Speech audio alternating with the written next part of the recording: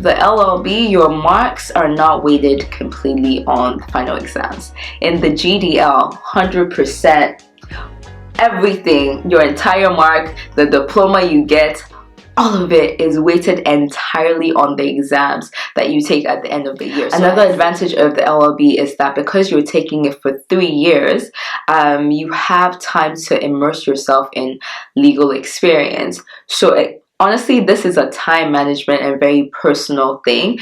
So it's about your time management skills and it's about your willingness to commit.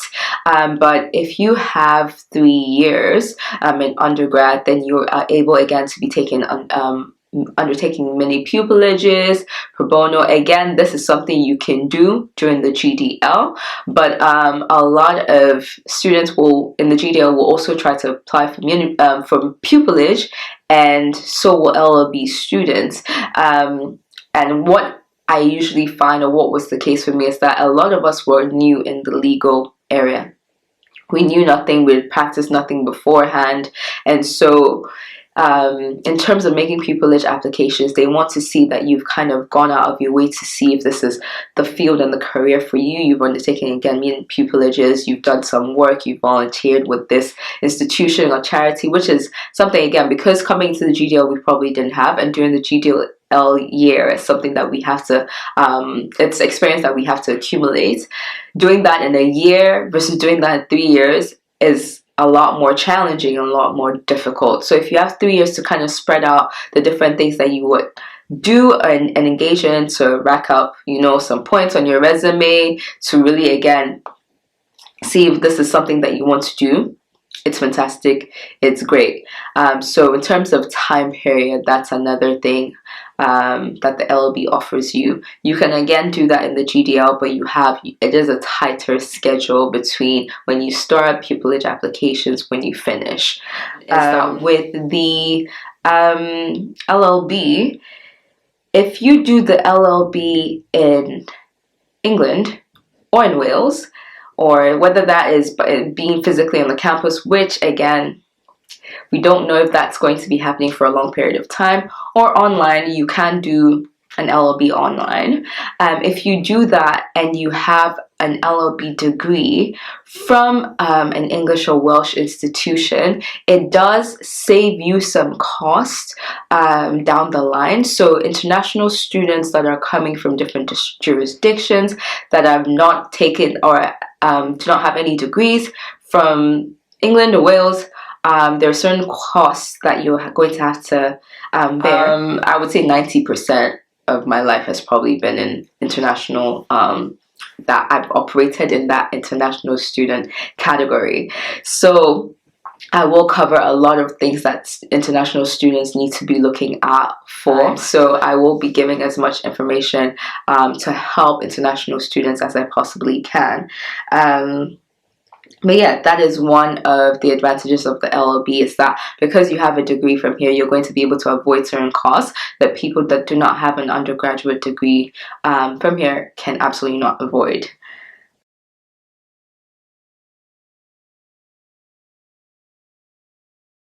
So disadvantages of the LLB, I think cumulatively it is more expensive because you are paying for fees for 4 years, whereas with the GDL you are paying for fees for 2 years. So again, it's a budgeting thing, it's a personal thing, it's a personal choice. What can you undertake? What can you do? I will speak about opportunities for scholarships for the GDL and for the BPTC, and again, the other videos that cover that area, but I will give you all the kind of resources that you can utilize to make especially financial burdens lighter. One thing I will say that I've noticed between, let's say, the Canadian American system and the English system of studying is that sponsorships or scholarships are a lot less on this end in the UK versus, their other counterparts like in Canada and in the US. So some of the amounts I might mention, some of the scholarship links that I might leave to you might surprise you, especially if you're not living in Europe or you haven't studied in Europe, but it is what it is. So that's one thing. It's cumulatively more expensive because of the length of study. But again, it's what you gain and what you want ultimately beyond your education that's really going to count, that you should weigh, or you should place value on, I should say. Yeah. Another disadvantage of the LLB is, again, it's actually its time. So again, the length of studying from the LLB is an advantage as much as it is. If you have been out of higher education for a long period of time, let's say again you've worked in a career for a completely different career for the last 3, 4, 5, 6 decades, and you are coming to back to study because you want to be a lawyer, a barrister, solicitor, whichever one, lengthy periods might actually you might not fancy it, point blank period. And so if that's not something that's not for you, then it's not for you. And I think that's probably one disadvantage, is how lengthy it is. And again, ultimately, if you feel like you want to place value on that over everything else, then you're going to undertake that. But that period, that lengthy period, might just not be ideal for you or make you happy. But again, what you get at the end is what matters.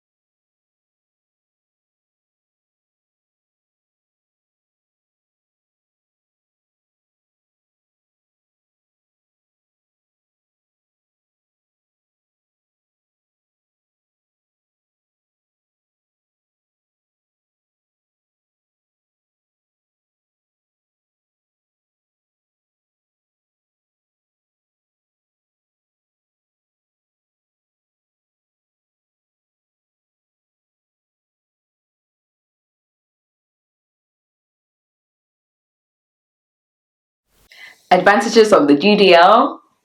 It is shorter, it is faster. This again is an advantage and a disadvantage. Advantage because you're able to do more in less time. You cover a longer distance in a shorter period of time, which I think is an advantage, especially if you have been, again, immersed in a completely different career path, or you have studied something completely differently. Nothing is ever a waste of time, not your previous career, not the previous degree that you hold. I feel very blessed, and I'm very happy that I undertook a different degree. I have a degree in political science and African studies.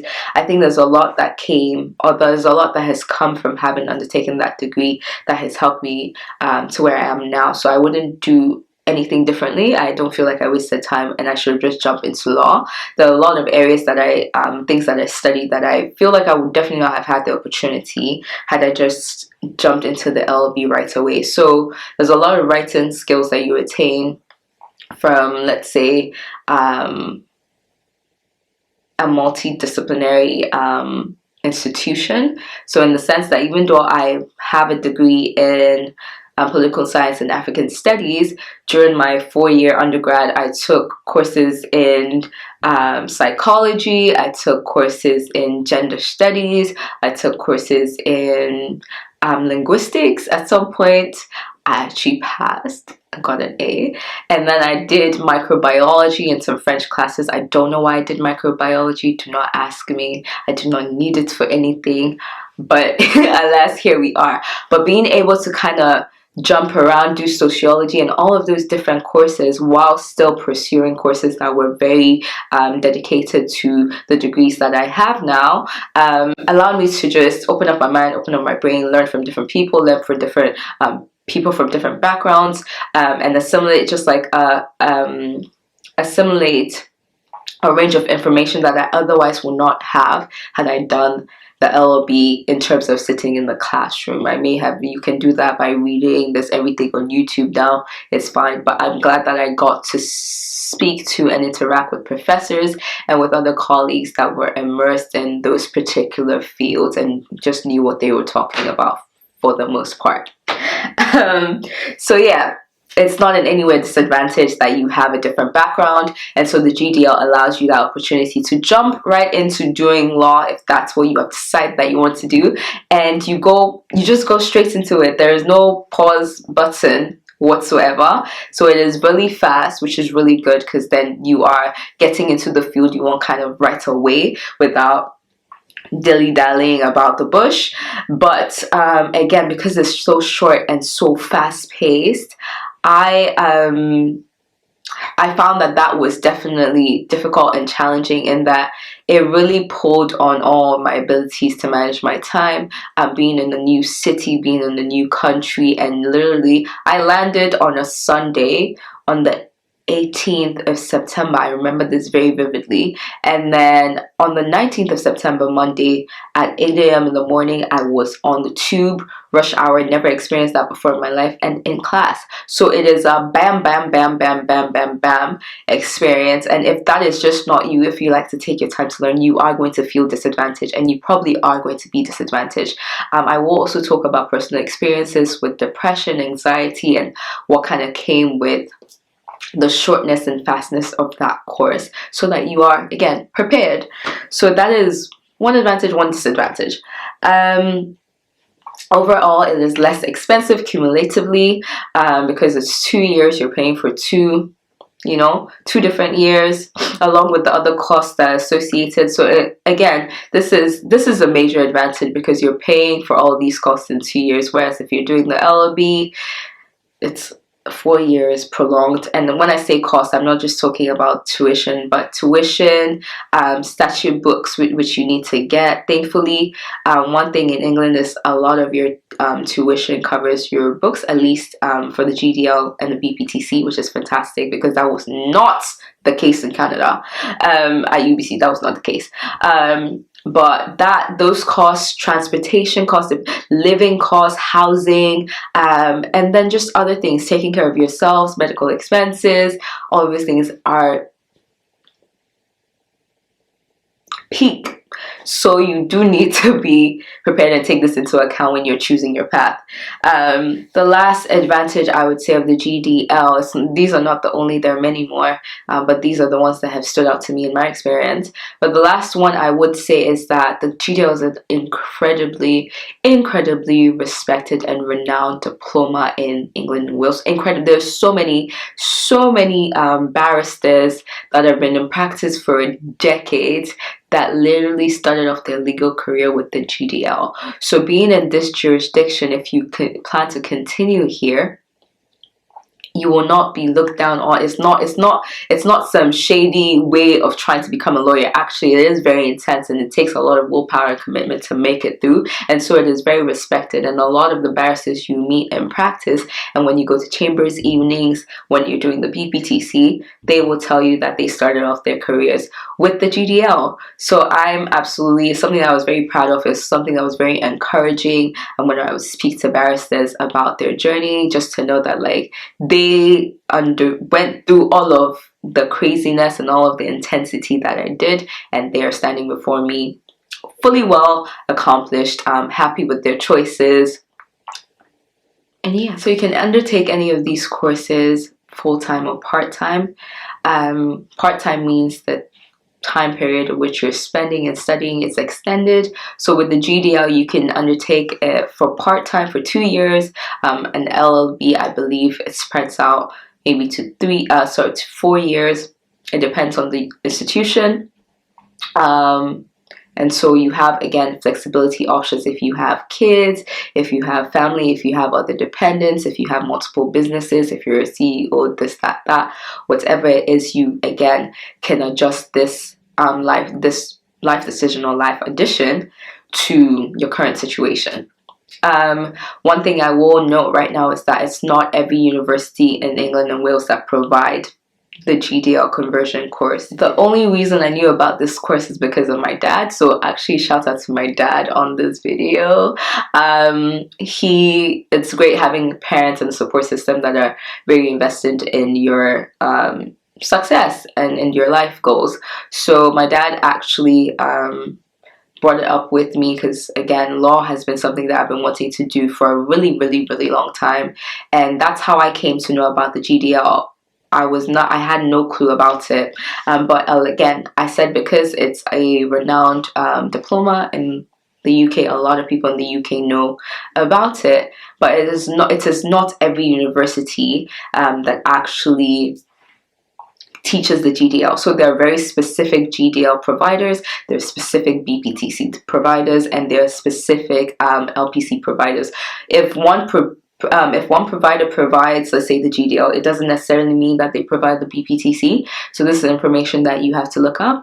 Again, in the subsequent video, I will break them down. I will mention the providers, and I will leave you links to these providers so that you can kind of rank what universities you're looking at. You can do that depending on location, whether this family close by. But again, it is very specific. There are specific GDL providers as there are for the other two courses. And the option for distance learning with the GDL only applies to certain universities. So again, that's something you need to check if you want to undertake distance learning. We're doing everything at a distance now, but you just need to check that the institution actually provides that service.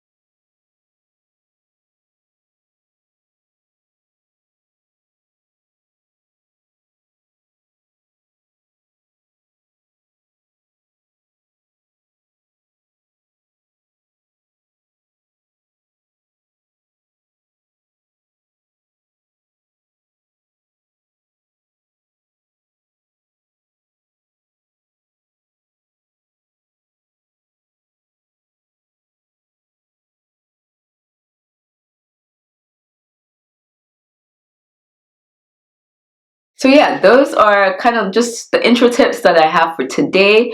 One thing I will say is, if you have already thought about this beforehand, before this pandemic, before everything that's happening, I will say, do not let go of that desire, do not let go of that goal, do not let go of that dream. You are still absolutely capable of doing it, and there's absolutely no reason you shouldn't. So if you are sure about your choices, one thing I will suggest now are just books you can start reading to kind of get you into the mindset of studying the law, whether you're doing the GDL LLB, especially if you're completely transitioning from a different field of study or career entirely. I think it's good to kind of just start reading stuff, even if you haven't made a concrete decision yet. This is just books that can help you. When I started the GDL, the book suggested was by Glanville Williams. It was one of his very scholarly books. Worst suggestion ever. It made no sense. I can read it now and it can make sense to me, but it was filled with legal jargon and like legal philosophy that was so abstract because I didn't have a foundation, and it's actually just written very abstractly. It did not help, but having gone on the course, I figured out the kind of different textbooks and texts that would help me. And you are also free to use slightly different textbooks from the ones that are given to you, if you so desire, because you might find you understand better text written in a particular way than the other. So these are books that I think you should get. I will leave them in the description box below. So The English Legal System by Catherine Elliott and Francis Quinn, Criminal Law and Contract Law, two different texts by Catherine Elliott as well. These are the areas of law that I think are fundamental to all practice and probably some of the most complicated areas. So it's good to have texts that break them down and simplify just what's going on. And I find that Catherine Elliott's books really do that for me and for a lot of my colleagues. So criminal law, contract law, English legal system, you want to kind of understand the jurisdiction that you're coming into, especially if you're just, coming from a completely different one. Then the textbook on administrative law by Peter Leyland. This book probably saved my life when it came to public law. But this is only just one aspect of public law. Administrative law is just one aspect. But this textbook really helps with understanding that. So yeah, that is my last book suggestion. I hope you found this, I would say, a warm-up video helpful, just to kind of get you thinking, get your mind rolling on what you can do, what you should be considering, maybe what would definitely not work for you. But just to let you know what the subsequent videos will cover, I will be talking about the different stages of becoming a barrister. So there's the academic, vocational, and training. Academic, we've talked a bit about today, which is the GDL with the LLB. We will talk about what to expect during the GDL and the BPTC, how to study, because I will go through, again, my full journey of being a barrister, the specific costs and requirements involved, especially for international students. There are a few technicalities here and things that you need to, documents that you need to have, certificates that you need to attain in order to be able to study and actually be called to the bar. So I will leave that, talk about that information as well. Attaining call, living and studying in London. London is a different ball game altogether, and it will probably, I don't even know what London is going to be like after this is over. So but living and studying in London, dealing with depression, anxiety, and loneliness during such an intense period of time, because studying law is very intense, and just how to kind of manage that and go through that, and what my experience was. We will also talk about diversity at the bar, and really how the pandemic has changed or is changing things, because a lot of the changes are still yet to unfold as we go along, but how the pandemic has changed how we study and how we will be studying, how we are practicing now, and probably how we will practice for the next couple of decades.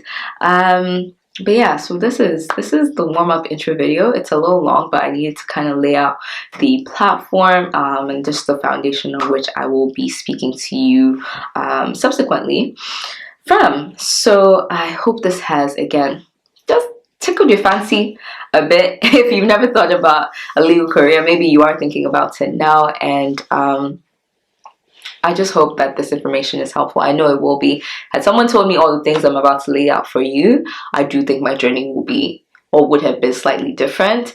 But again, grateful for all the lessons, because now I can share them with you. So I will catch you in the next video.